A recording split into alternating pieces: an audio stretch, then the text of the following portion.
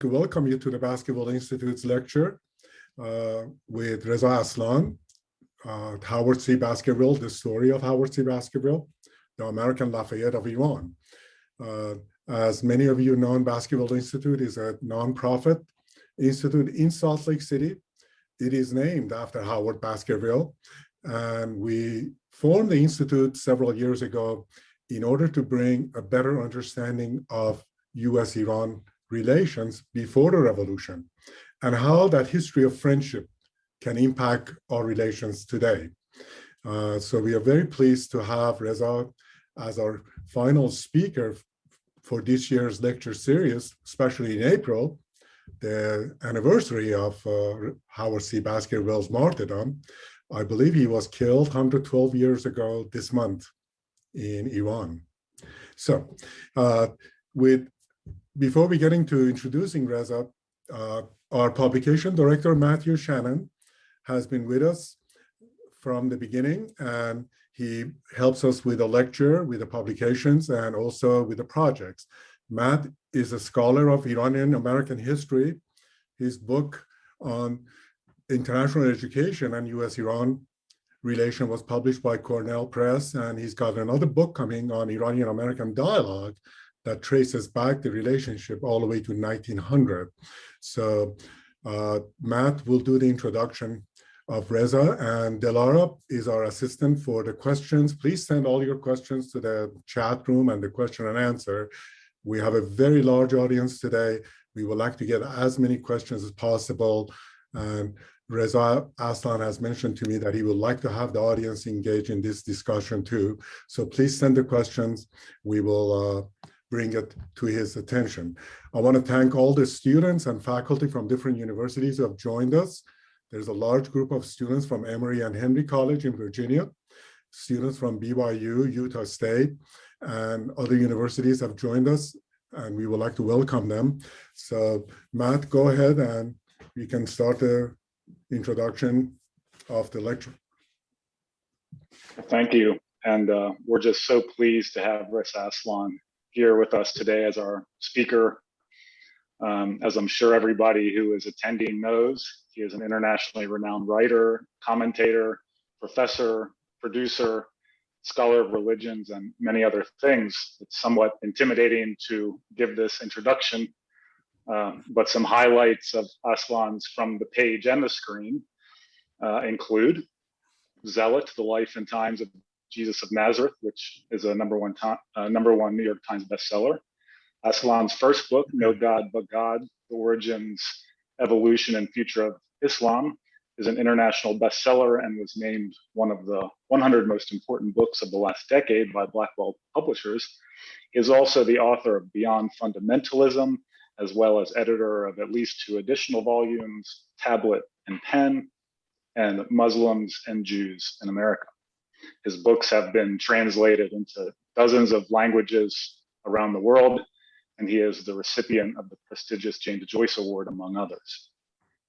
In addition to his prolific writing, Reza Aslan was a consulting producer on the acclaimed HBO series The Leftovers, and also the hit CBS comedy United States of Al, which I've heard so much about lately, so much good buzz. Aslan is also the host and executive producer of 2 other original television programs, Rough Draft and Believer. The latter was with CNN. He also served as executive producer on the ABC drama of Kings and Prophets and on the Emmy-nominated documentary series, The Secret Life of Muslims. Finally, in 2006, Aslan co-founded BoomGen Studios, which is the premier entertainment brand for creative content from and about the Middle East. Check it out. So with that, it's very exciting to have a lecture today that is less Baskervillian than some of the previous lectures, but actually about Howard Baskerville. So with that, Reza Aslan, it's all yours. Thank you so much. Thank you, Matt. Thank you so much, everyone. I really appreciate that wonderful introduction. And I also want to thank everyone at the Baskerville Institute for hosting this lecture and for their commitment to strengthen the bonds of friendship between the US and Iran. I'm grateful for the chance to share just a little bit of my research into the life and death of Howard Baskerville. As many of you may know, I'm almost done with my biography of him, the first English language biography ever written of Howard Baskerville, which is insane when you really think about who this man was and the life that he lived and the influence that he has had. And I'm hoping that hopefully this book will change some of that and allow people all over the world to know who this young man was. I wanted to just begin by saying that in honor of this occasion of this lecture, I am actually wearing, I'll have to stand up here to make sure everyone can see it. I'm wearing the Baskerville family crest. So this is the Baskerville family crest here. We actually found this crest in a small town in France named Dives-sur-Mer. This is a little town. It sits on the mouth of a river by the same name. And the town is famous because this is where William the Conqueror assembled his fleet as he prepared to conquer England in 1066, a year that lives in infamy for Marjorie Taylor Greene and her short-lived Anglo-Saxon caucus. Excuse me for the inside joke for those of you who are joining us outside of America and who are unfamiliar with the current insane nature of our politics. There is an old tavern at the site of that landing in Dives-sur-Mer. It's still there today. You can go and visit it. The tavern is called Le Hostelier Guillaume le Conquérant. And you'll have to please pardon my French, like literally pardon my French. When you go inside this tavern, above an open courtyard, where there's these carved rafters and sculptured reliefs, you'll see this large mural containing the names and the coats of arms of the French knights who conquered England alongside William. And among them is the name Baskerville. It's next to a white shield, looks like this, and it's emblazoned with a thin red banner and 3 blue circles. Looks just like this. This shirt, I should say, was a gift from my absolutely brilliant and indispensable research partner, Ehsan Siapoush, without whom I could never have written this book. I wanted to talk about this coat of arms first, before we begin talking about Howard Baskerville's life and death. The coat of arms actually belonged to Howard's ancestor, Martel de Baskerville. He sailed to England alongside William the Conqueror at the head of that 700 ship invasion fleet that launched from Normandy. Martel bled with William as they broke through the English lines at the Battle of Hastings. He marched with William to London, burning everything that he saw along the way. And he was there at Westminster Abbey when William was crowned king on Christmas Day. And for his help in seizing the English crown, the nobleman born in a small village in the parish of Baskerville, it's now known as Bocqueville, in northern France, was rewarded with lands and titles, and most valuable of all, with legacy. John Burke, in his Landed Gentry, which was published like a century and a half after William's invasion, wrote that, quote, "The family of Baskerville is one of the most ancient and honorable in England. It has ever maintained the highest rank among the gentry, and it could boast of the blood of the Plantagenets." This is the royal house that was descended from Henry II. That's right, so Howard Baskerville is a descendant of Henry II. Now, the British line of Baskervilles remained more or less unbroken until 1662, when a 25-year-old man by the name of John Baskerville left England for the colonies. He settled in York County, where this is like on the opposite coast of the peninsula from Jamestown, the famous, colony of Jamestown. And he served as a court clerk there, a very prominent court clerk. Actually, quite a lot has been written about this John Baskerville and the kind of court clerk that he was, until his untimely death in 1679. It was precisely 245 years after John left England for America, Howard left America for England, the first stage in a 10,000-mile journey by train, by carriage, by caravan, by saddle, from his home in South Dakota to the city of Tabriz, in the northwest of what was then known as Persia. The country would not be known officially as Iran until 1935. The year was 1907. Baskerville was 22 years old. He was a Christian missionary. He'd come to Tabriz to teach English and to preach the gospel. He arrived in the middle of a revolution, what history has now referred to as the Constitutional Revolution of 1905 to 1911. It was a revolution that was instigated by a broad coalition of merchants and mullahs in the middle class, the purpose of which was to create a parliament and a constitution in Persia.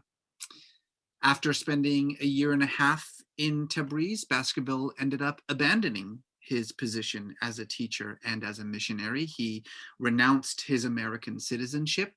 He reorganized his students into a militia, and then he began to fight alongside them against the Shah.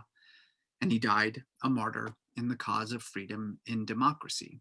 He was 24 years old. Now, I say this because that's truly the extent of what is widely known about Howard Baskerville. There's so much about his life that we don't know. For instance, as far as I know, I'm literally the first person ever to connect him to Martels or to trace his lineage from John. That's because there has been so little written about his life.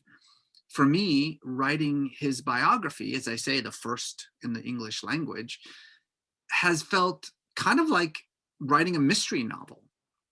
We don't know a lot about how Howard Baskerville lived, but the one thing we know for sure is how he died.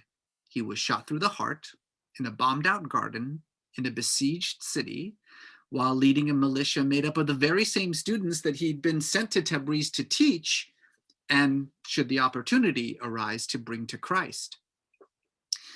I say this because what I want to emphasize for our conversation today is that what happened to Howard Baskerville in Tabriz is not a mystery. The mystery is why it happened. Why did this young man abandon everything, his family, his friends, his mission, his citizenship, to give his life for a country that wasn't his, a people he barely knew, a cause he only reluctantly adopted?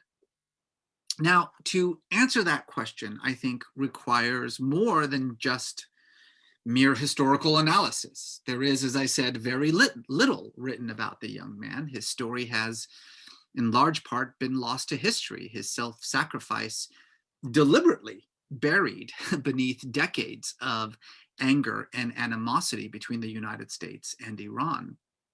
When I wrote my biography of Jesus of Nazareth, I noted that the task was somewhat akin to putting together a massive puzzle, but with only a few of the pieces in hand. So one has no choice but to fill in the rest of the puzzle based on the best, most educated guess of what the complete image is supposed to look like. And I think the same thing applies to Howard Baskerville, certainly when it comes to this question, the question of why he did what he did. And what's funny is that the people who knew Howard Baskerville, who knew him in Tabriz, who were there when he actually died, were apparently just as baffled by his decision to join the Constitutional Revolution as we are 112 years later. William Doty, who was the American consul in Tabriz at the time, said that Baskerville sacrificed himself to protect his fellow Americans. He writes, quote, "However mistaken in his judgment, he undoubtedly acted from a desire to defend the Americans in Tabriz against the besieging troops of the Shah." He wrote this in a State Department memo to Washington trying to explain what had happened. Annie Wilson, who was the wife of the Reverend Samuel Graham Wilson, who was the founder of the American Memorial School. That's the school that Howard had been sort of, officially stationed, where he taught. She argued that Howard's principal concern was the fate of the Christians associated with the school and the mission. In other words, that he joined the fight against the Shah's forces, specifically to keep the Christians in Tabriz safe. The Reverend William Shedd, who was a member of the Presbyterian Foreign Missions Board, this was the board that sent Baskerville to Tabriz in the first place, believed that his reasons were personal, that he was deeply affected by the death of his friend Hassan Sharifzadeh. Sharifzadeh is a legend in his own world. I mean, this was a 27-year-old scholar, a fellow teacher at the Memorial School, a wildly popular orator and one of the leaders of the Constitutional Revolution in Tabriz, and someone with whom Baskerville almost immediately struck the defining friendship of his short but meaningful life.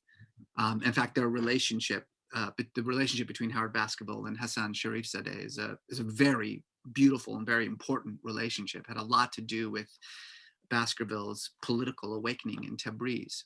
But the point is that according to Reverend Shedd, it was the murder of Sharifzadeh that spurred Baskerville to join the revolution. So in other words, his motivation was grief or revenge, personal stuff, in other words.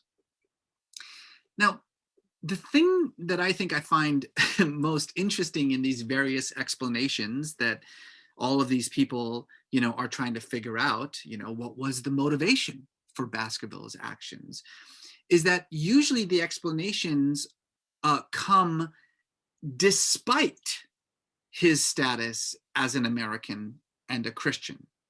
So in other words, it's like, why would Baskerville have given his life for the revolution in Iran? Well, here are some reasons why he would have done that despite his status as an American and as a Christian. And rarely does anyone actually cite the most obvious motivation for Baskerville's decision to give his life for the constitutional cause in Persia, namely because he was an American and a Christian. What my research has demonstrated, I think beyond a shadow of a doubt, and this is kind of the bulk of what I want to talk about today, is that it was these two factors, his belief in American democracy and his unwavering faith in Jesus Christ. It was those two things that led him to give up his citizenship and his position in the church in order to pick up a gun and fight in another country's civil war. Howard Conklin Baskerville was born in North Platte, Nebraska on April 13th, 1885. He was the son and grandson of Presbyterian preachers. He had an uncle who was also a Presbyterian preacher. In 1901, his family moved to the Black Hills and Badlands of South Dakota, and that's pretty much where he spent his formative years. Like his father, who was a peripatetic preacher who basically just, one of these guys who just collected degrees, including a JD and a PhD, Howard Baskerville was a bookish young man. He had an insatiable thirst for knowledge, and he also had an extraordinary talent for picking up languages. By the time he had graduated from high school, he was fluent in Latin, Greek, and German. But unlike his father and his grandfather and his uncle, Baskerville, oh, and by the way, I should mention, and one of his brothers, a lot of Presbyterian preachers in this family, Baskerville never really seemed to have expressed all that much enthusiasm about the idea of becoming just a country pastor. His dream was to spread the word of Christ to all peoples and all nations. And in fact, for several years before he left for college, he'd entertained the notion of becoming a Christian missionary with more or less definitiveness, he writes in his application to the Presbyterian Board of Foreign Missions. In preparation for that life, he'd taken a number of mission study courses through his church. And he served as president of the local chapter of the Young People's Society of Christian Endeavor. This was an evangelical organization. I don't think it exists anymore, but at the time it had like 3.5 million members in countries as far afield as China and Australia. He was even put in charge of his own mission field by the Black Hills Presbytery, during which he claimed to have, quote, spoken with a number of persons about this Christian life, though with what success, I guess he was just too modest to say in his missionary application. Howard entered Princeton University in 1903 to get a degree in Christian ministry, following again in the footsteps of his father. But while he was there at Princeton, he immediately fell into the orbit of Princeton's president and one of the most popular professors at the school, Woodrow Wilson. Woodrow Wilson, of course, who would become the 28th president of the United States. Wilson and Baskerville, who were both preachers' sons, who were both compelled to follow suit, got along swimmingly together. They both had deep Southern roots. Howard's great-great-grandfather, John Coleman, owned a sprawling plantation with a large number of slaves. His grandfather, William Baskerville, was a member of the Confederate Congress from Virginia. And his great uncle, George Baskerville Douglas, was a surgeon for the Confederate Army who fought alongside the Georgia regulars at Bull Run. He actually ended up being captured by Union forces on Easter Sunday in 1865, and then he was paroled soon after the war's end. Of course, unlike Howard Baskerville, Woodrow Wilson was an unrepentant racist and a fervent supporter of the Confederate cause, even in 1903. Wilson's father was a slaveholder. His family fully identified with the Confederacy. Woodrow Wilson idolized Robert E. Lee. He repeatedly lavished praise on the KKK. I say all this because you really can't say the name Woodrow Wilson without also talking about the fact that he was a despicable racist who made anti-Black racism a pivotal part of his domestic policy, not just while he was president of Princeton. He wouldn't allow any Black students to enter Princeton, even though all the other Ivy League schools had opened the door to Princeton graduates. He said it would be, quote, embarrassing for them as well as for Princeton. But also as president, where he essentially got rid of the entire Black workforce in DC when he was president. So despite the fact that Howard and Woodrow had similar backgrounds and histories in the Confederacy, Howard by no means shared Woodrow Wilson's intense, unrepentant racism. But that's another story.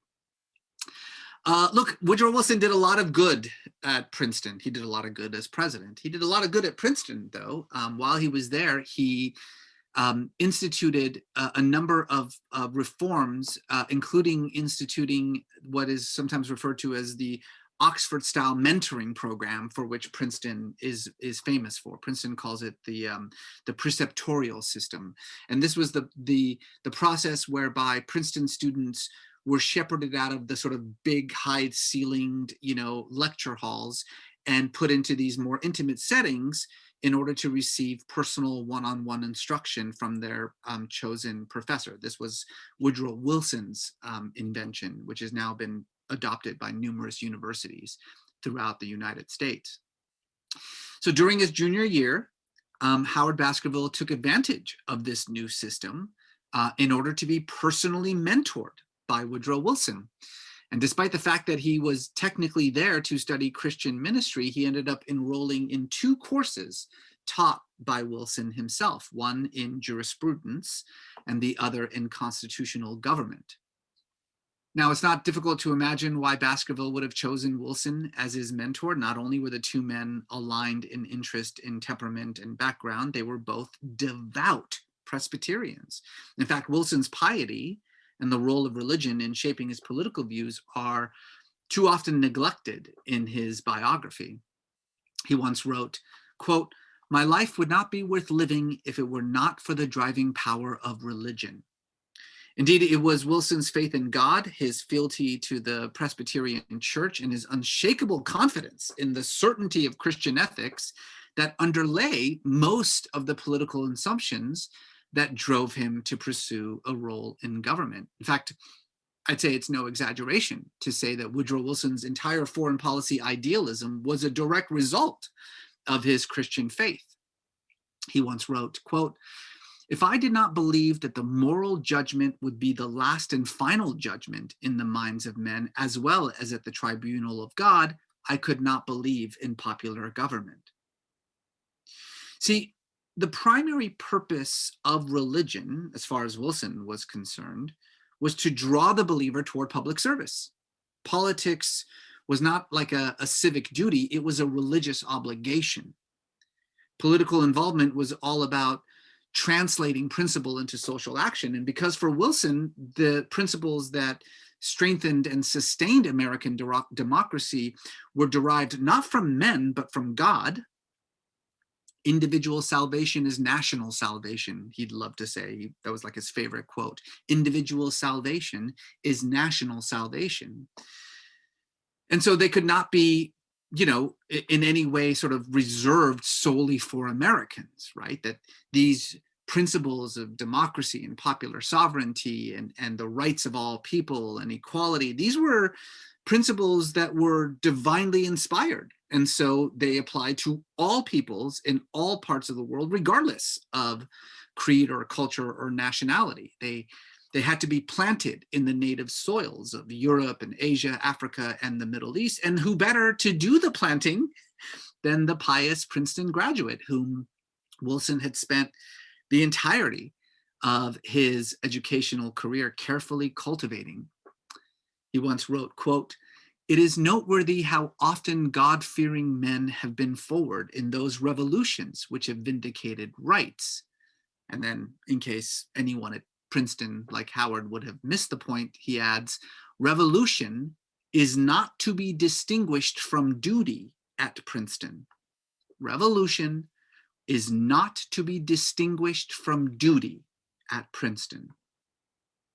I mean, you can imagine how all of this would have made Woodrow Wilson absolutely irresistible to impressionable, devout young man like Howard Baskerville. The fusing of politics and piety, the belief that our obligations to each other are indistinguishable from our obligations to God, that popular sovereignty is a divine mandate over all lands at all times. These ideas would have ignited Baskerville's passion, and they ultimately would set him on a course that I think he scarcely could have envisioned at the time. I bring up all of this background because too often Howard Baskerville is treated like some, you know, naive 22-year-old kid who didn't fully realize the political situation that he had stepped into in Persia, and then, you know, who quickly got in way over his head. He joined the revolution to save Americans or to save Christians or because of his personal grief over Hassan's death or whatever. But he didn't join the revolution because he truly understood the cause. He truly understood what was going on in Persia. It was other reasons why he did so.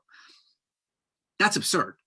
I mean, Baskerville understood exactly what was going on in Persia and exactly what was at stake. I mean, this was, after all, someone who had taken an entire course called Constitutional Government at Princeton, a course taught by a professor whose entire guiding principle was that democracy was the God-given right, quote, "of every awakened people that wishes and intends to govern and control its own affairs." A professor who personally recommended Howard for the missionary position in Tabriz. So what I'm suggesting here is that Baskerville's decision to fight in another country's civil war was the inevitable result of his belief in the universal application of American democracy. As he told the American consul, William Doty, when Doty came to him and tried to dissuade him from joining the revolution, Baskerville replied, quote, "Since I am dedicated to the cause of freedom and have witnessed the struggle of the people of Tabriz, I have decided to help them." So let me just say this as plainly as I possibly can. Howard Baskerville joined the Persian Revolution not despite his status as an American, but because of it, because he believed with all his heart, as he'd been taught by his mentor at Princeton, that freedom and democracy were inalienable rights afforded to all peoples at all times. And it didn't matter if you were Persian or American or Christian or Muslim, whether you were, Middle Eastern or Western, it didn't matter. Democracy, self-determination, popular sovereignty, these rights applied to everyone. The second reason why Baskerville ended up taking up arms, the first reason was because he was an American and he thought this is what it means to be an American. The second reason why he did so, why he took up arms and joined the Persian Revolution, is because he believed it was the Christian thing to do. Now, this is obviously a controversial thing to say, I get it. In fact, it's so controversial that Baskerville's role as a missionary in Tabriz has all but been erased in contemporary conversations about him. Some modern commentators suggest that he wasn't even really a missionary, that he had come to Persia solely to teach. In fact, in just the few words that have been written about him by non-Persians, he's almost always referred to as a teacher and not what he actually was, a missionary. That view, of course, runs counter to what Baskerville himself confessed in his missionary application, asked by the Foreign Mission Board if he would commit to making the leading of souls to Christ the chief duty of his work in Persia, quote, "No matter what other duties may be assigned to you," Baskerville responded, "I do." It's, I think, important to understand that there was no difference between teacher and missionary at the American Memorial School in Tabriz. Certainly not when it came to the foreigners who were assigned there. The primary purpose of the school was unambiguously the evangelization of Persia's population. On this point, the records of the Presbyterian Foreign Missions Board can't be clearer. The goal of missionary education is to, quote, "lay the bait with which we attract the Muslims." During his time in Tabriz, Howard Baskerville made every effort expected of him in performing his missionary obligations. He was a devout Christian. He never missed a Sunday service. In fact, he gave a handful of the Sunday services himself. He always had a Bible on his desk. He shared his faith openly, both with his students and with the wider community in Tabriz, which is exactly what was expected of him. Annie writes this about him. She writes, quote, "He always tried to have religious conversations with his students and would tell us what a good talk he had with this one or that one." Now, in some ways, the city of Tabriz was the ideal city for missionary work. This is a city that sat at the crossroads of Europe and Asia. It was connected to Russia and the Ottoman Empire by rail and land routes. It had easy access to the Mediterranean and the Black Sea. Tabriz has historically been the most populous and prosperous city in all of Persia. It's a place of dynamic cultural exchange ever since the early days of its founding. In fact, it was precisely this international character that drew the first Christian missionaries to Tabriz. One Episcopalian pastor puts it this way, quote, "Tabriz is the most eligible point in Persia for commencing an effort at missionary education. It has been more frequently visited by foreigners than any other city in Persia and has been more affected by the introduction of European arts and manners." The problem was, however, that this same cosmopolitanism that drew missionaries to Tabriz also made their work there much harder than in other Persian cities. Tabriz was an incredibly, extremely religious city, but it was eclectically religious. Practically every major Middle Eastern religion had a foothold in Tabriz, including a wide variety of indigenous Christianities, Armenian, Assyrian, Nestorian, as well as a rapidly expanding Catholic parish, and then also a small but thriving Jewish community. Tabriz was a major center of Babism. It was a major center of Baha'ism, of Shaikhism, of Zoroastrianism, of Buddhism. Of course, the majority religion in Tabriz was Shia Islam, although there was a significant Sunni community there as well. Shiism, as many of you know, is the largest sect of Islam and the majority religion in Persia. The thing is that it's not just that this sort of multi-religious landscape that I'm describing made missionary claims to having absolute truth difficult to sustain. It's that religion in Tabriz, and especially the majority religion, Shiism, has long been viewed as a form of protest, as a vehicle for dissent, right, as a cause for action. Evangelical Christianity, however, certainly as it was preached by American missionaries in Persia, was the opposite. It was all about personal piety and individual salvation. I mean, obviously good works were important, but good works did not save your soul. Only Christ could do that. And the problem, not just for Baskerville, but for many missionaries in Tabriz, is that this kind of apolitical evangelical brand of Christianity, with its emphasis on personal choice and individual salvation, it was just a wholly foreign concept in Persia, even among its Christians. Religion, as it was preached by American missionaries, was like a cloak that you could simply choose to wear or not. Don't like the cloak that you're wearing? Just take it off and exchange it for another one. But for the vast majority of Persians, and especially for Tabrizis, religion wasn't an individual choice. It was a communal identity. In Persia, Christian was an ethnicity, not a denomination. Or rather, I should say, it was both, right? It was both an ethnicity and a denomination because they were considered one and the same thing. Religion was less about the things that you believed and more a matter of who you were. Right? So how then could it possibly be divorced from politics as the American missionaries demanded? On the contrary, religion was politics. The true test of salvation for most Persians, no matter what their particular religious persuasion, was not the acceptance of one set of beliefs or another.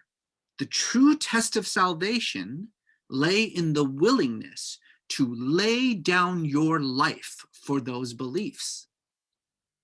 It's funny, when I read the recollections of those who knew Howard in Tabriz, I find little evidence that he was even remotely successful in converting anyone in his orbit to his faith.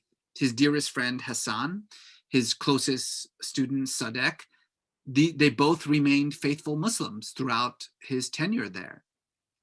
But I think the important thing to understand is that in the end, it probably didn't matter. It really wouldn't have mattered how hard Baskerville tried to convert the Tabriz. That in this city, in this country, nothing Baskerville could have said would have made that much of an impression. If he had any hope of reaching those whose souls he had come here to save, he would have to show his faith. He would have to put it into action for all to see. And on April 20th, 1909, I should say, pardon me, Howard Baskerville did just that.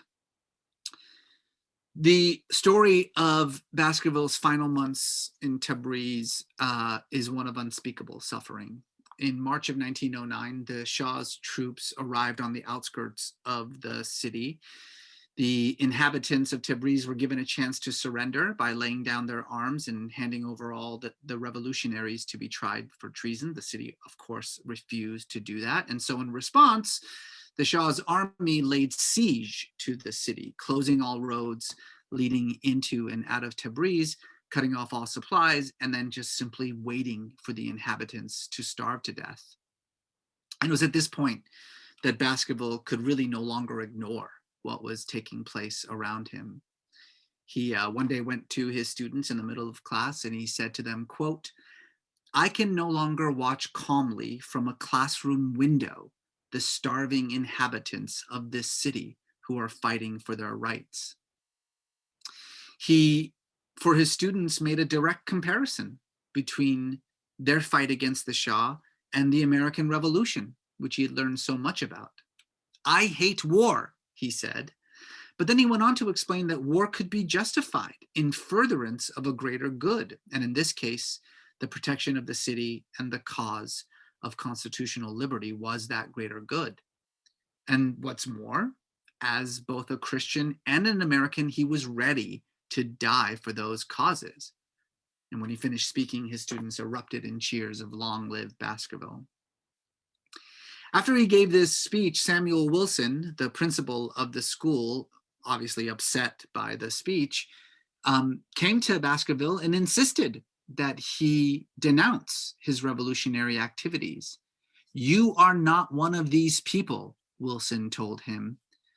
Baskerville's famous reply to Wilson has been memorialized and memorized by generations of Iranians, myself included.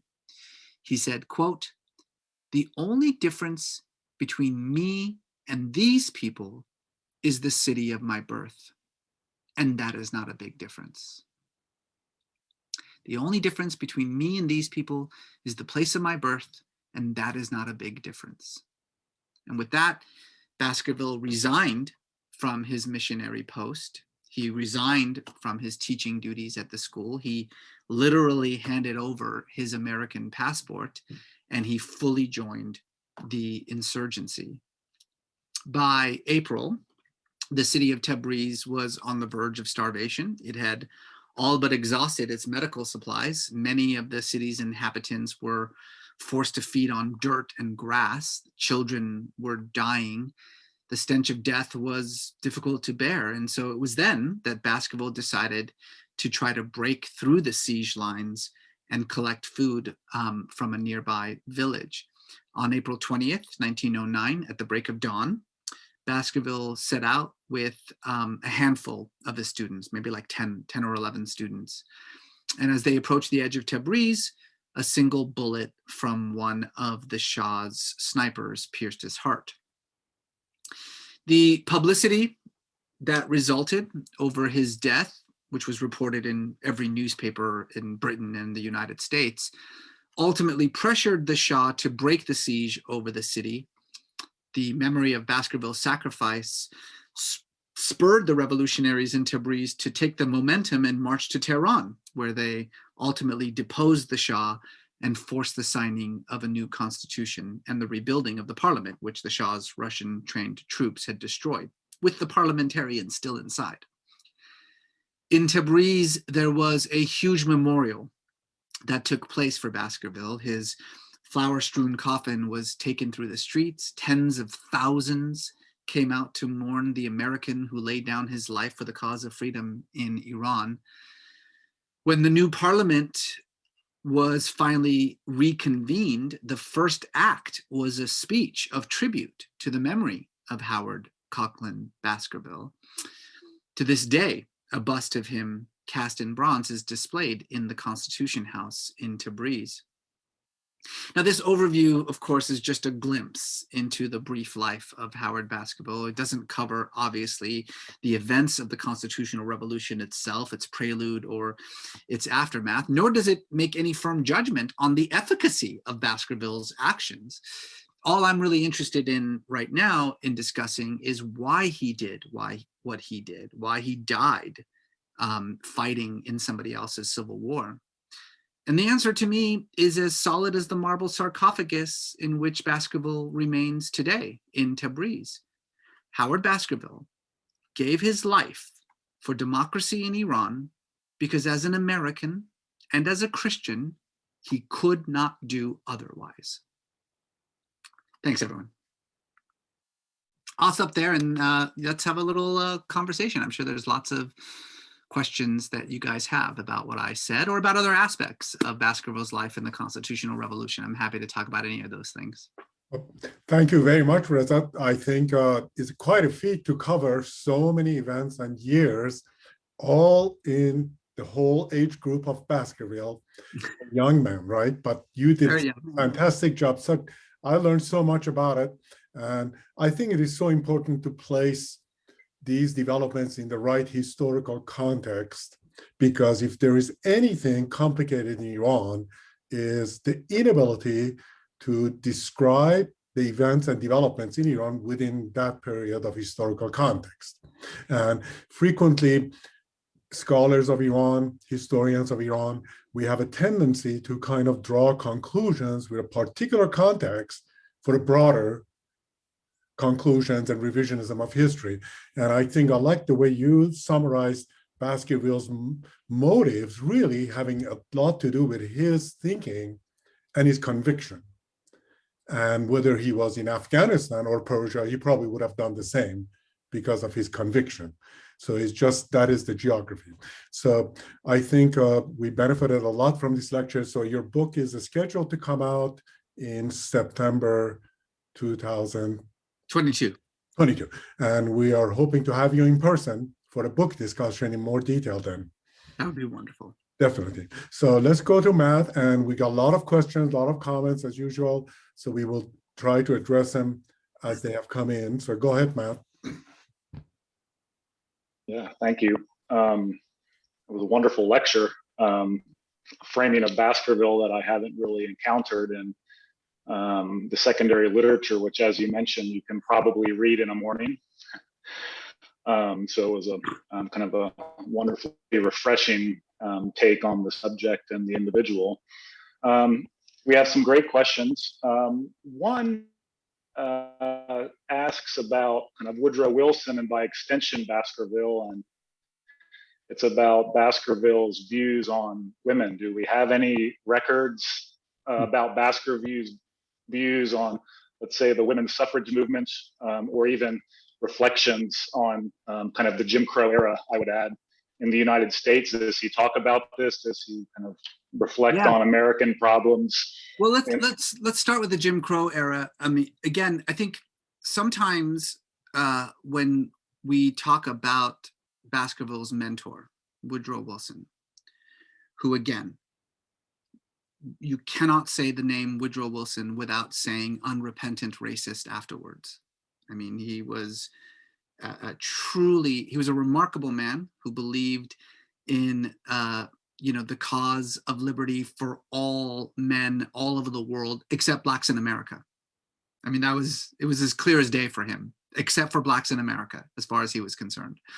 So then the question becomes, well, if Baskerville was so affected by Woodrow Wilson, I mean, his political awakening came as a result of the years that he spent being mentored one-on-one, by Woodrow Wilson. Did he share in Wilson's racism? Well, look, the truth is that we don't know. I mean, a biographer can't really look into the soul of his subject. But what we can say is that there is no evidence whatsoever, that nothing ever written about him, nothing that he himself ever left behind or said, indicated in any way, shape, or form that he shared Wilson's overt racism. Nevertheless, he was a white man of privilege at Princeton, a school that deliberately did not allow any Black people. In the beginning of the 20th century. So it's very likely, the truth is that he probably never thought about it, right? It didn't affect him, didn't occur to him, he didn't care, and that might be rude and crude to say, but it's certainly better and more, I think, in the context of the time than what we have of Woodrow Wilson and other sort of, of these sort of clear racist views. With regard to women, We don't have a lot to say about his role, his ideas about women in America, but one thing that people don't know about was that the vast majority of missionaries, American missionaries in Persia, were women. 4 times as many women served as missionaries in Persia as men. And in fact, missionary women in the 20th century, and this has a lot to do with the Second Great Awakening, which kind of gave birth to this evangelical missionary enterprise, was also, perhaps ironically, a women's liberation movement within the Christian church. And women flocked to missionary work as a way of taking the kind of leadership roles in the church that they weren't allowed to do at home. So he was surrounded by women. In Iran, or in Persia, I should say at the time, he also seemed to have had a fairly kind of progressive attitude. He famously gave tennis lessons and horse riding lessons to his students, but what we know for a fact is he gave them equally to the women and the men, the female and the male students. And he also had a very tight-knit group of students that he kind of, became the Woodrow Wilson of the American Memorial School. He had a group of students that kind of followed him around everywhere that he went. He was extraordinarily popular as a teacher. And there is ample evidence that there were female students among that group as well. So all we can really do is talk about his actions, because he himself really never wrote anything. His views about race or about feminism have been lost to history. But I think we can make some firm judgments based on the things that he did. I guess it's a good time to ask this question. It was on my mind as well, but we're kind of wondering how you managed to get so much material on Baskerville to write a whole book. Were there news sources that you kind of uncovered that previous writers haven't? Did you maybe gain access to Iranian sources or family private collections or something that perhaps we haven't known about in the past? I guess so. The question is about the sources, and if there's anything kind of really new that you're using. Yeah, the vast majority of the sources that Ehsan and I, my research partner and I, have been using are Persian and Russian sources. Obviously, as you can imagine, Baskerville was a man who was, he was referred to as the Lafayette of Iran. I mean, there was a lot that was written about him in the Persian sources. Interestingly, not just the historical sources, but also fictional sources. There are some half a dozen novels written in Persian about Howard Baskerville, historical novels that are just absolutely fascinating and that provided us with a lot of color, as we were kind of recreating the world in which he lived. The Russian sources are also incredibly important about giving us a sense of the world that he lived in. I made this comment earlier about how writing this biography has reminded me a lot of writing Jesus's biography. There again, you have someone about whom we know very little, right? We have a tiny handful of firm facts that we can rely on when it comes to both of these men. But again, as is the case with Jesus, we know a lot about the world in which he lived, the politics, the social, the economic circumstances of, in the case of Jesus, of his ministry, in the case of Baskerville, of this year and a half that he spent in Tabriz. So the challenge of the biographer is essentially to take what little we know about the subject, place him firmly in all that we know about his context, and allow the context to define him and who he is, and what he did, and how what he did affected the world around him. So in a way, this biography of Howard Baskerville is just as much a biography of the Constitutional Revolution in Tabriz.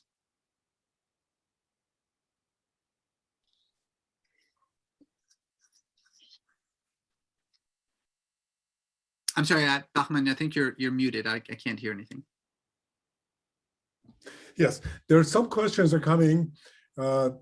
about the current perception of Baskerville, America, and in the past 4 years plus of mutual Satanization that has been going on, this story of Baskerville is one of the few bright spots of American-Iranian relation.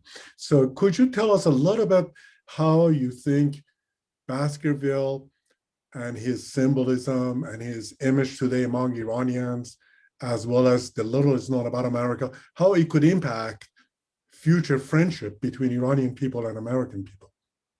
Yeah, so I would say that currently almost no one in Iran knows who Howard Baskerville was anymore, which is a shame. Really right up until the 50s and the 60s, this was a story that all Iranians knew about. I knew the story of Howard Baskerville when I was a kid in Iran.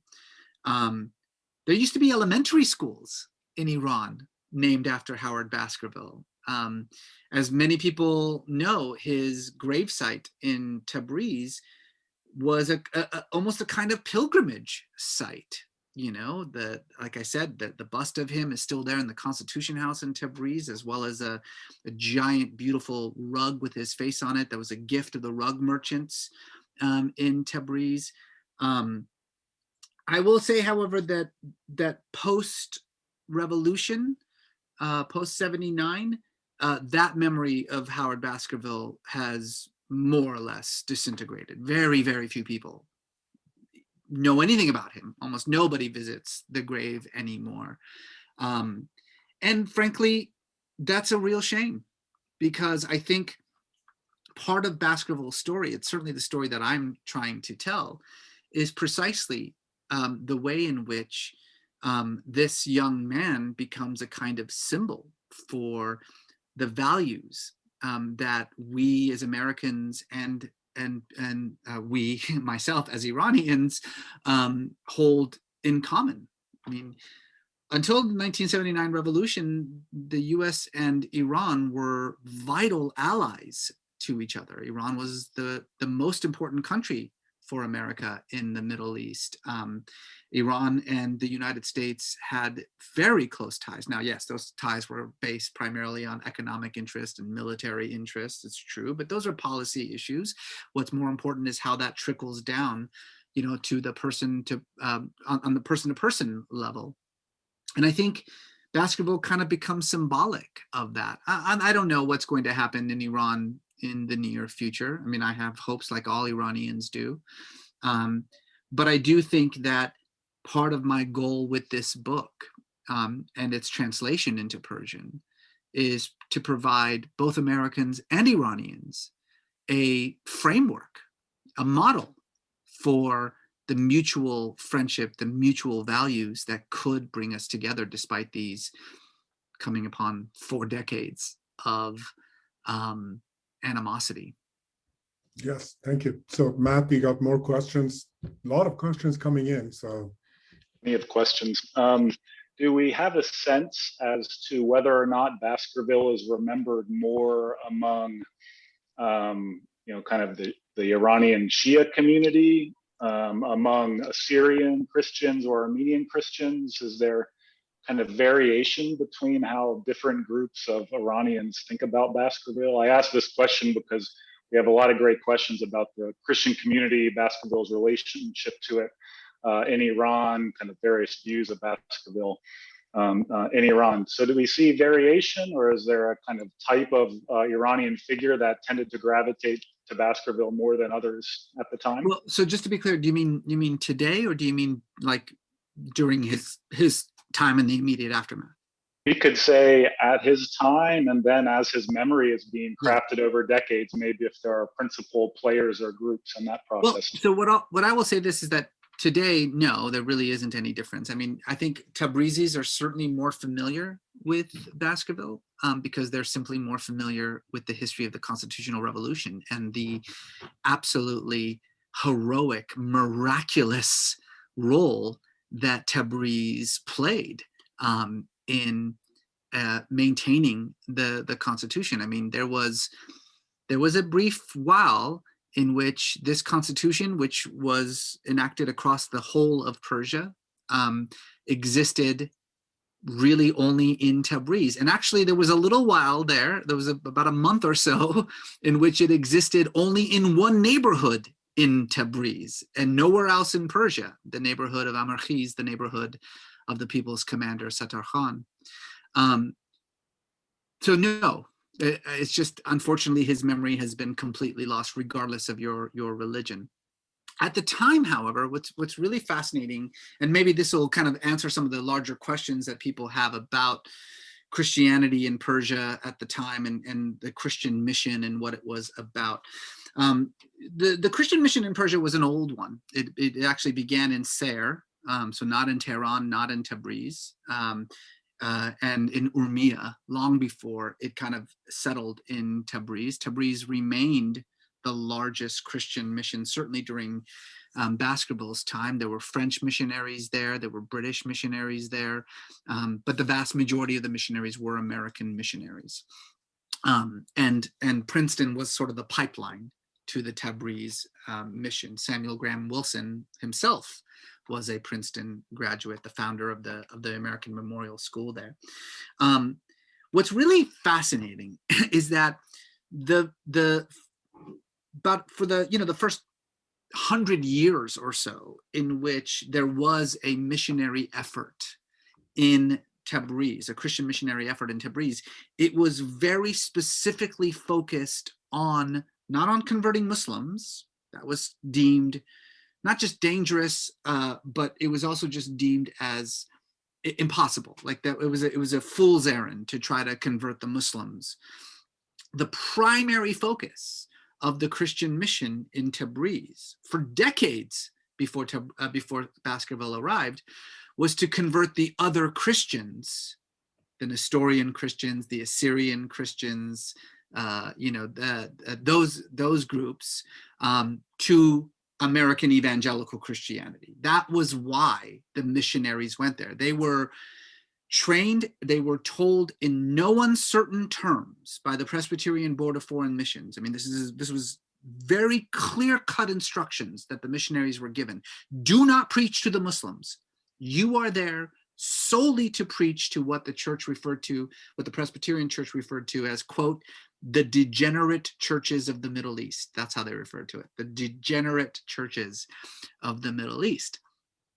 It was only with the sort of enormous success of that mission, the mission to convert non-American evangelical Christians in Persia, in Tabriz, to American evangelical Christianity, this kind of very private, personal, individual, salvific version of Christianity. It was only with the success of that a kind of phase 2 of the American mission there began. And that phase 2 was to convert the Muslimans, the Muslim population. So when Baskerville arrived, that phase 2 was already well in place. The American Memorial School included Christians and Muslims.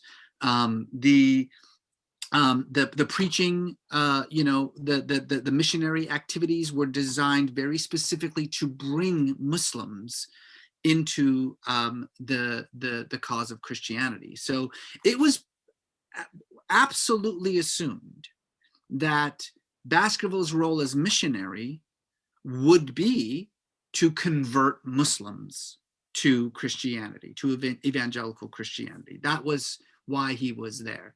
He had Christian students, Armenian Christian students, but that was not his focus. His focus was the Muslims there. And as I say, there isn't that much written about it, but anything that is written indicates that he wasn't all that successful, actually, in doing that, which is why I think a lot of people sort of doubt whether he really was a missionary. I actually see I see this in the Q&A by Human Estalami, that he's not listed by the Presbyterian Board as a missionary in their publications. That's actually not exactly correct, but also the best proof that we have is that we literally have his missionary application. We have his application not to the American Memorial School. We have his application to the Presbyterian Board of Foreign Missions. And in fact, we have his letters that he wrote to the Reverend Robert Spear, the head of the Presbyterian Foreign Missions Board. saying that he wants to be a missionary. This is what he's been training for all of his life, and that he is ready to put aside, as I quoted, all other duties expected of him, and to promote the bringing of souls to Christ as his chief duty. So there is really, I know that there's still some kind of, question or debate out there. I don't know why there is. There is no doubt, no question that Baskerville went to Persia as a missionary. That was his job. Teaching was part of that missionary job. There were a lot of missionaries at the American Memorial School. That's right. Yeah, that's Yes, go ahead. So it is true that a lot of it's a complicated story, because as you mentioned, being a Christian, being a constitutionalist, pro-constitution, Wilsonian, Baskerville really brings that eclectic individual that even today we find among many Iranians who view their country in many ways, whether they view it as a heterogeneous societies made up of different ethnicities, right? And if you're from Tabriz, automatically they identify you as Azerbaijani. So we Iranians also ask a lot of those complicated questions. And I think one question that really comes about is, I think several audience members have asked, John Limbert, one of our board members, former diplomat in Iran, has asked this question. The conventional wisdom is that the American missionaries were converting not Muslims, but Iranian Christians. For Baskerville, did that missionary impulse connect to the activism of Armenians in the constitutional movement? Right. Yes, that is a conventional wisdom. And as I said, that was the primary purpose of the mission for the vast majority of its existence in Tabriz, but not by the time Baskerville arrived. By the time Baskerville arrived, we have the documents here, I can quote them. By the time Baskerville arrived, it was very clear that the purpose of the mission was to first convert the Armenian Christians, right? Convert the Assyrian Christians, the Nestorians into evangelical Christianity. And then second, use them as the mouthpiece to then convert Muslims to Christianity. And then eventually it was just as simple as bringing Muslims into the memorial school, using the educational advantages of the school as a proselytizing vehicle, as I mentioned in the quote earlier. However, I'm very glad you brought up the Armenian Christians. There were, of course, a thriving, gigantic community of Armenian Christians in Tabriz. They had their very own ward. They had their own, section of the city, the same section that the American Memorial School, by the way, also was in. What's important to understand about the Armenian Christian community in Tabriz is that they were 100% on the side of the Constitutional Revolution. They fought alongside the revolutionaries in Tabriz. They were deeply involved in the revolution, and they paid a terrible price for it. During the initial attack on Tabriz at the summer of 1908, and then certainly during the siege of Tabriz in 1909, the Armenian Christians were deliberately targeted by the Shah's forces and by the tribes that he had kind of engaged as his kind of forward force, if you will. Not for their religion, although that's kind of how it was broadcasted, but specifically because they were passionate supporters of the revolutionary cause. So this was not a Muslim cause or a Shia cause. It was not a Persian cause. People have mentioned that, well, Tabriz was primarily Azeris and Turks. You're right. And Azeris and Turks and Persians fought side by side for the Constitution and for the revolution. Mm-hmm. Yes, yes.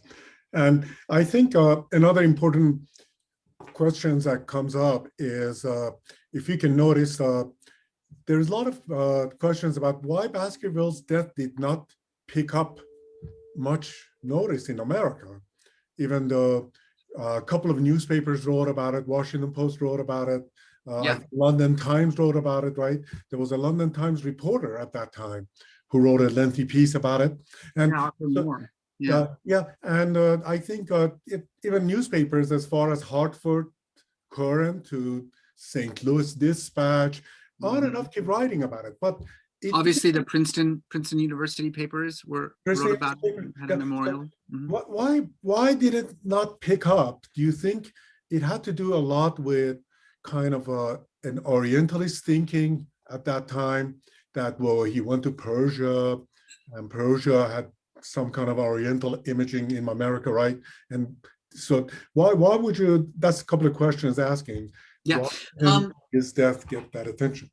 Well, I don't, maybe, it's hard to say why. I mean, maybe if there was Twitter back then, we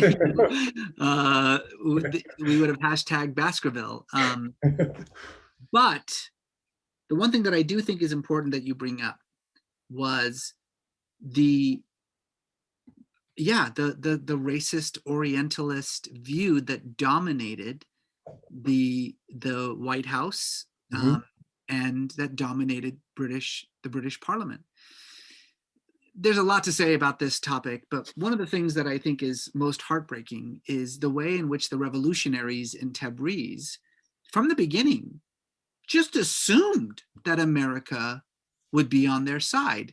They began, in 1905, 1906, they assumed that the British would be on their side because, they were fighting mostly against a Russian-supported monarchy, and there was just an intense hatred of Russia.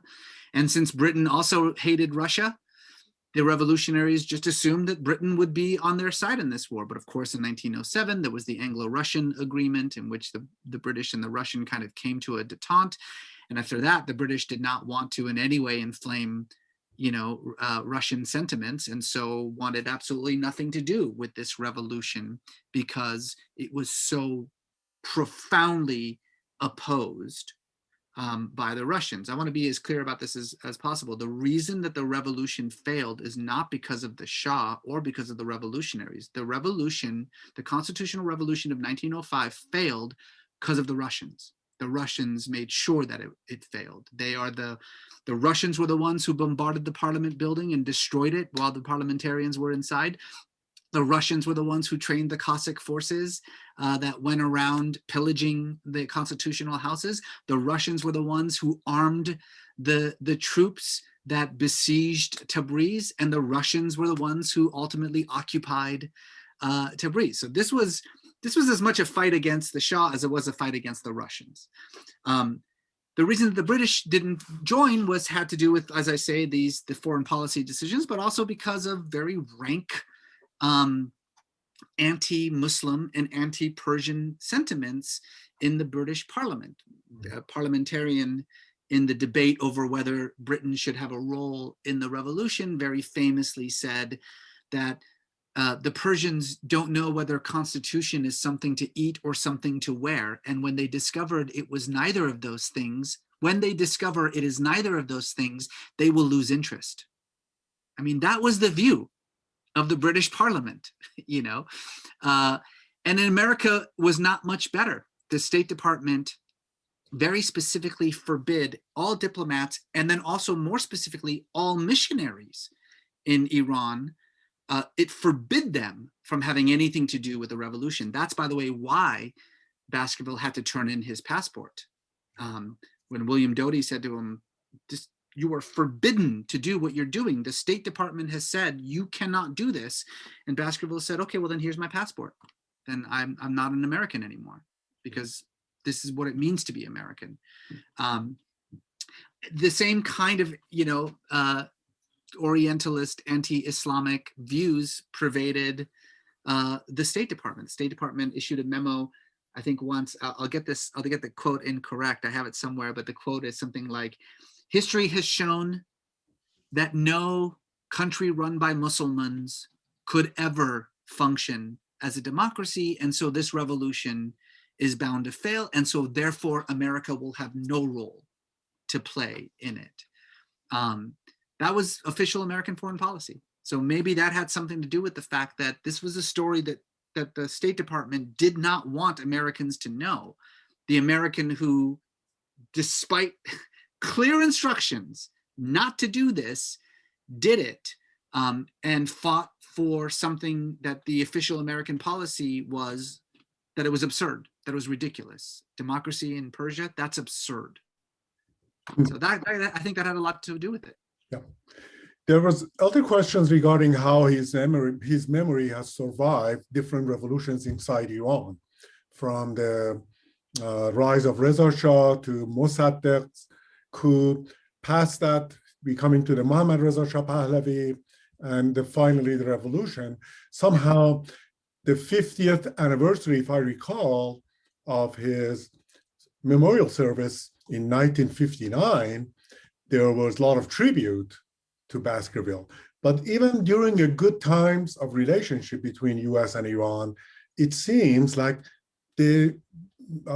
both governments were not interested to talk about him much. Yeah. Is that a good reading? No, I think that is.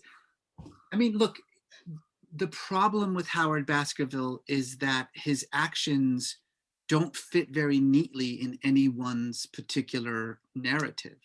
I mean, you mentioned Reza Shah, who did bring down the despised Qajar dynasty that this revolution was fighting for in the first place. And so in many ways, you would think, well, Reza Shah would have, some common cause with Howard Baskerville, except that Reza Shah was a member of the Cossack Brigade, the brigade that was the villains, in the fight in Baskerville's story, right? I mean, the Cossack Brigade is the villain in that story.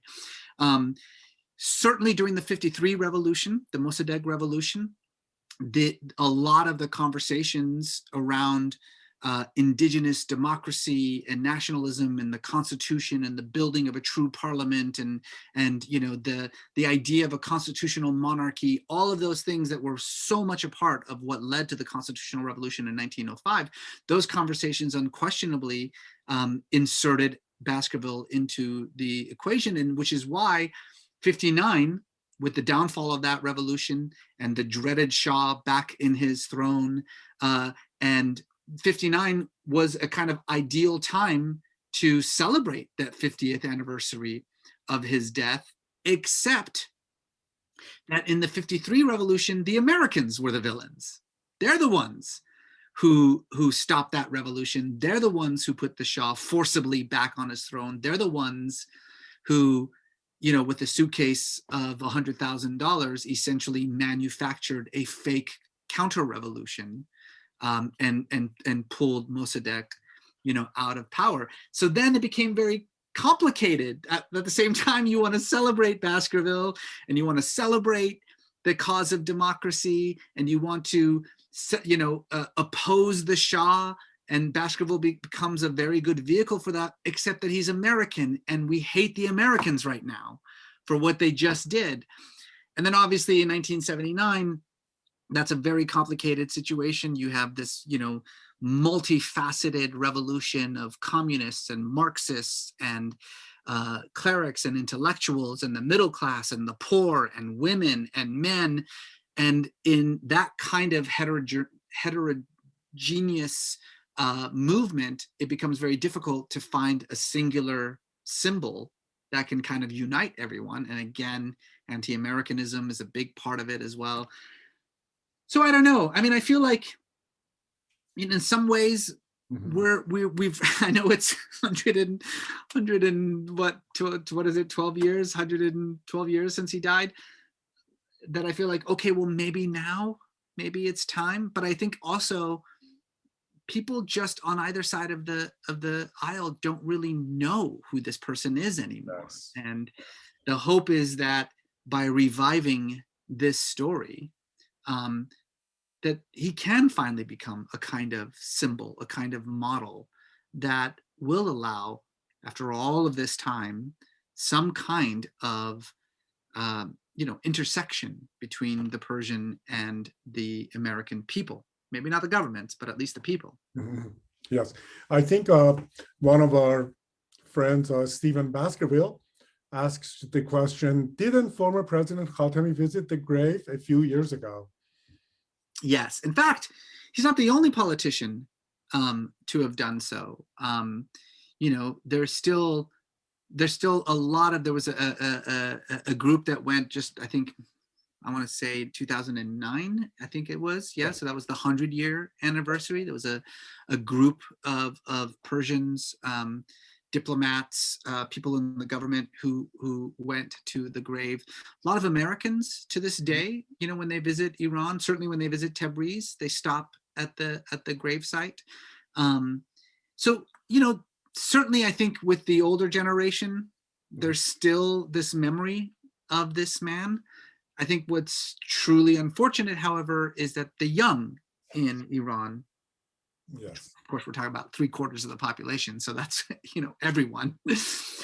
Those born after the revolution have never heard of Howard Baskerville. They've never heard the story. They don't know anything about this. They probably haven't even heard the story, honestly, of the Constitutional Revolution, let alone the role of this young American Christian missionary in it. yeah. This is why it's so important to translate that book into Persian. Yes. And we are going to work together with the Baskerville Institute to make sure that a timely translation of that book in Persian is made available to that Iranian audience.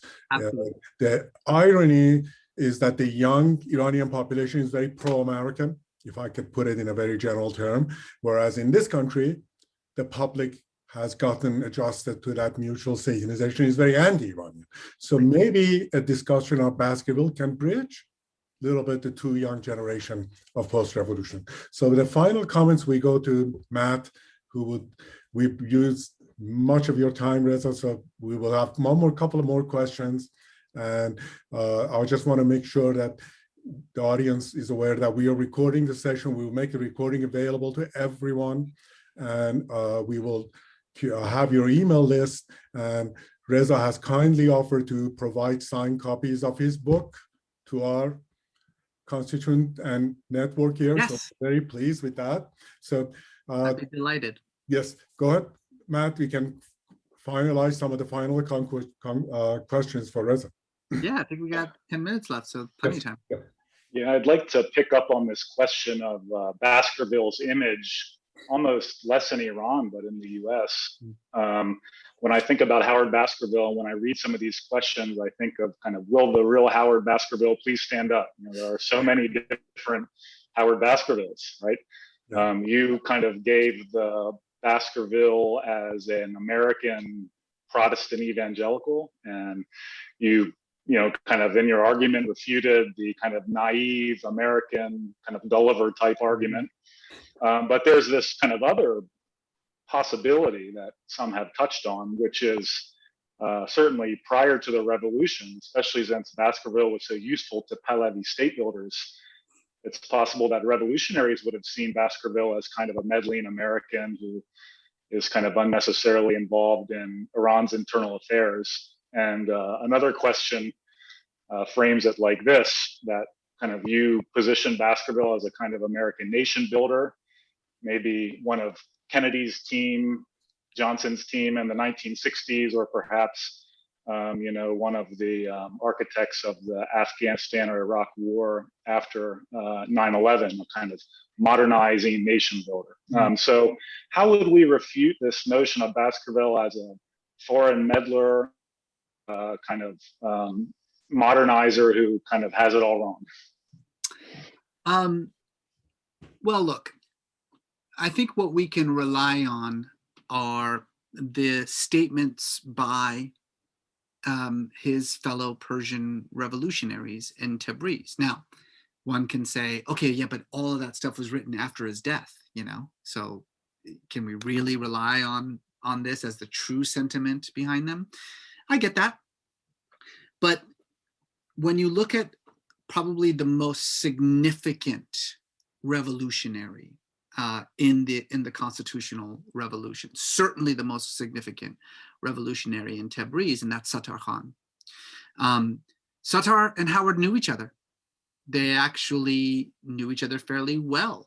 They had a number of meetings. Certainly Hassan Sharifzadeh, who was Baskerville's best friend and was an orator and a leader of the revolution, was someone who brought Baskerville into some of the inner sanctum of the revolutionary movement, including into the secret center, the sort of, so in Tabriz, there's the Anjuman, there's the council, right, the revolutionary council that acts as the sort of public government. And then there's this thing called the secret society, which is the sort of a little bit more radical, younger revolutionaries who come together to talk more philosophically about what we're going to do here in the new Persia, etc. And Baskerville, you know, because of Sharifzadeh, was a part of those conversations, an outsider, but a part of those conversations nonetheless. There is some evidence that Sattar did view Howard as kind of a naive American. There is some criticism that Sattar has about Baskerville's decision to create a militia from his students. And I don't want to get to, there's just very quickly, the women and the thing. Just so everyone understands, women were part of the revolution. They literally cut their hair, put on uniforms, picked up rifles, and fought shoulder to shoulder under Sattar's command and by Sattar's order with men. And they died on the battlefield along with the men. So when I say, you know, his men, I shouldn't say that. His fighters is what I should say.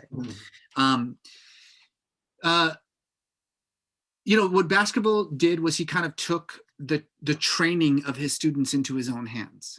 And he did so comically by reading the Encyclopedia Britannica. This is a true story. I mean, obviously he knows nothing about military matters at all.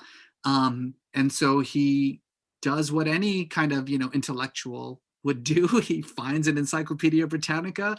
He literally looks up marching. He looks up bomb making. He learns how to make improvised explosive devices for his militia by reading the Encyclopedia Britannica. And he drills his students every morning, right? He's out there drilling his students in military techniques. Now, understand that Sattar is a guerrilla fighting a guerrilla war.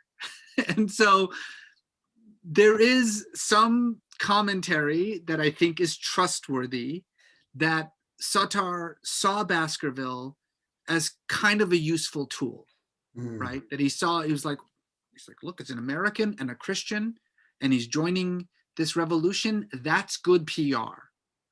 Is he going to actually be helpful with this like marching? We're not marching. We're fighting a guerrilla war here. Nobody is marching anywhere. But fine, it's fine. He's doing his thing. He's keeping busy. And there's some very interesting conversations that I get to in the book about whether when Baskerville volunteers for this mission with his students to break the siege, whether Sattar thought to himself, this kid's gonna die and that's good. There is, I think, ample evidence that Sattar thought to himself, oh my God, this is a terrible idea, but yes, go do it. Turns out Sattar was right, by the way. It was unquestionably Baskerville's death and the negative press that it brought to the Shah that forced him, it was the Russians actually, who forced him to stop the siege and to release Tabriz.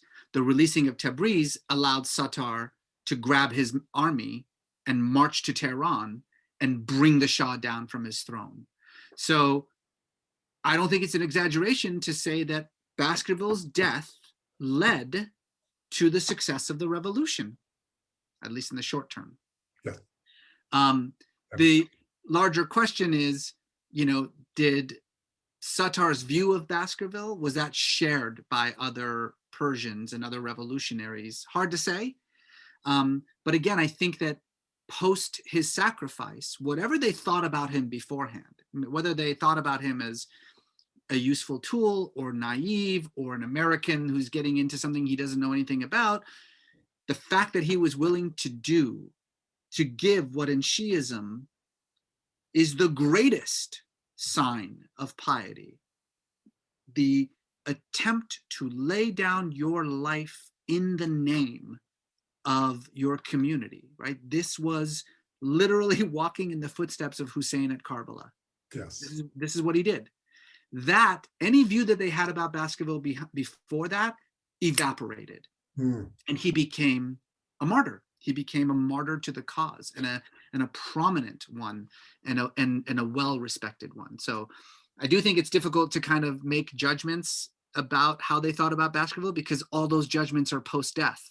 And post-death, whatever criticisms they may have had about Baskerville was replaced with admiration and for his willingness to sacrifice himself.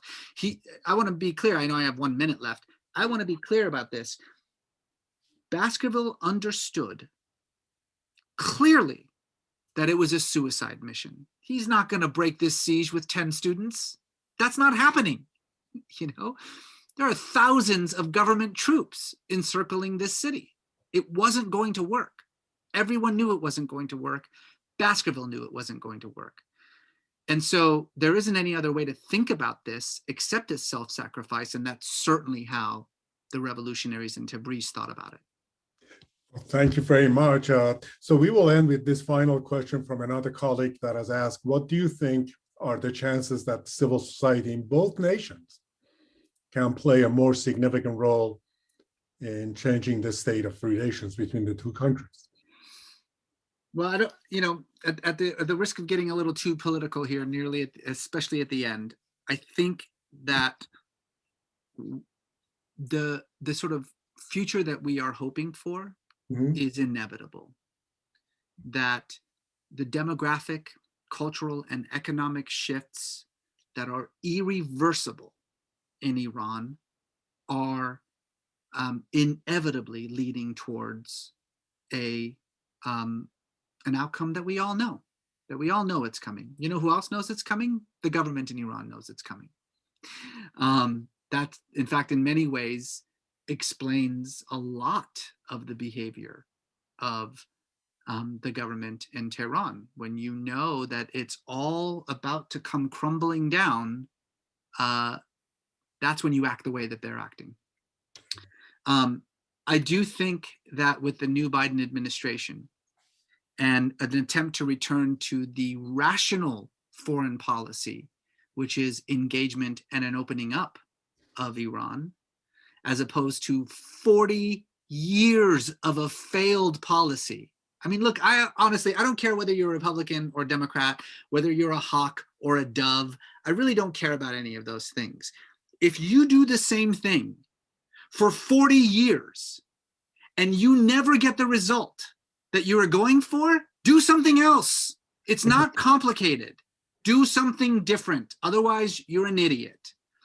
And we now have somebody who's not an idiot in the presidency. And I think that should he move forward with the Obama administration's larger goals, that opening up the country instead of closing it down is the only answer to creating the kind of Iran that we all hope that we can have. I think that's the path forward. So I'm actually quite optimistic about the future right now.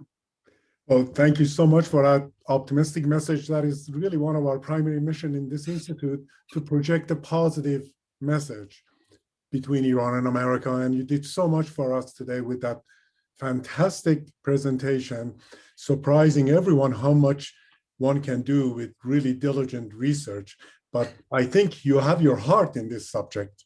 There is something that I noticed that is very different from your previous book, that in this book, I think there is some heart in it, and you, as an Iranian American and so forth, you do see some attachment to the subject. Yeah, I think this is the most important book I've ever written, and it feels that way. And hopefully it will be received that way. Yeah, and we're looking forward to have you for the book, and we want to encourage you to start writing faster so we can get you earlier. So, and also we were told that it is also a film. Yes. Could be coming. Could you tell us a little bit about the film part of this? I can tell you very, very, very, very, very briefly that the film rights to the book have been acquired by a studio. I am going to be writing that screenplay, but I can't really think about it until the book itself is done. So hopefully I'll finish the book by the end of this summer. Yes. And finish all the edits, and then the plan is by early next week to dive headfirst into the film version of this. And if you know the story, I mean, it's cinematic. It is a cinematic story. Absolutely, absolutely, and what a wonderful way of reaching out to the American public about it by a film. Yes, we watch movies. We don't read books in America. We don't read books. That is very true. And we are so happy you have that entertainment side and that mixture. So I want to, on behalf of the Institute, Reza Jan, on behalf of everyone who attended, we are a large group of audience, and we have all the questions and everything. We'll be in touch. We will make sure they will get their books signed and all that. And we will make sure that you will coming back again to talk more in detail when the book comes out. And we really want to thank you for giving the time and this presentation to us, Matt. Thank you. And let me just also say thank you to everyone, and thank you for the Baskerville Institute, and a special thanks to Stephen Baskerville. And I think there's some other members of the Baskerville family who have joined, and I'm absolutely just, I can't thank you all enough for, your ancestor and what he has meant to me and to so many people. And all I can try to do is honor him the best way I can with this book. Thank you so much, and have a wonderful weekend, and I'm sure we'll be in touch, and please let us know about your latest publications, anything that comes out, Resident. Thank you so much, and thank you everyone for attending. And again, we had so many students from different universities. Believe it, from University of Maine, we had students in your talk. So this was truly a national presentation. Good. Thank you so much.